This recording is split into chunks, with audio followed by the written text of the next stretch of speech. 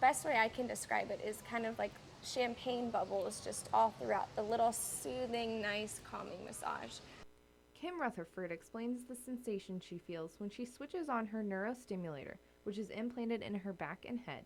Probably for the first 2 years, I turned it on and had it on the whole time. And then, I kind of learned more about when I needed it, when I needed to turn it up and turn it down. The best way, it's kind of like taking medication. That's how I look at it now. But a lot of patients suffer from severe debilitating migraines several times a week, can't function, and we're able to now offer this, again, tends to be a very dramatic a procedure that provides very dramatic response.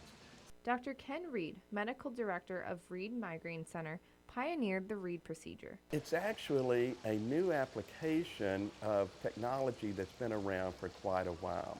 This implantable device has been used and is used around the world, all major metropolitan areas, for chronic neck and back pain.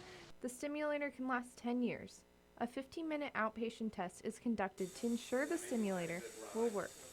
The full permanent procedure takes 1 hour with only a few small incisions and a low risk of infection. Within a few days, patients can return to normal activity and work the following week. Once it's turned on, these nerves, the leads, the wires, stimulate the nerves here, and what the patient feels is a very mild tingling sensation. I started taking medication regularly for them when I was about 12 years old.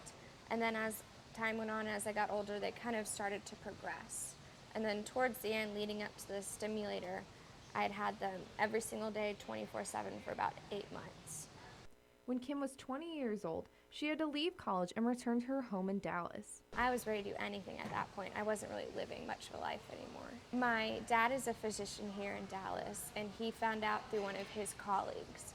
And by that point, I'd been treated for them for over 8 years. I'd really exhausted all of the typical treatments, even kind of some alternative treatments. I tried acupuncture and massage and Chinese medicine, diets. I'd really tried anything. Now Kim finished her college degree in December and works full-time. When previously patients interrupted their work in order to take a migraine pill, now all they have to do is simply touch a button on a remote and their pain is relieved. Well, the little plastic covered wires we call leads are actually very, very thin that you can see here. They're right under the surface. You can't see them, you can't feel them. So conceptually, they just run up our patient's back, and then we pass them through these very tiny little incisions around to the front and back of the head, where this lead will be under the skin just above each eyebrow in a similar position to the back of the head. So the key is, if you have severe headaches, meaning a couple of more very bad headaches a week that you have tried more conservative treatment on, meaning several months, you've gone to a good neurologist or headache specialist, tried that, and it hasn't worked. So it's not the first step in treatment. First step, more conservative treatment. If that works, great. If it doesn't work and you continue to have severe headaches, you're definitely a candidate. And you can feel it when it's turned on. But even then, after I've had it on for about 30 minutes, I don't really feel it that much anymore. They're not going back and forth to doctor's visits, no hospitalizations, no more tests. They're not losing work in school.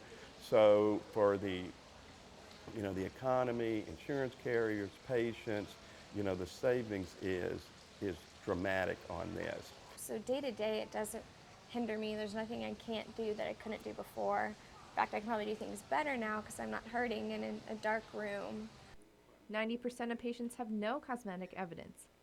The Reed procedure has more pros than cons overall, but the best pro is the relief and ability to lead a normal life. In Dallas, Brooke Thibodeau, CBS 11 News.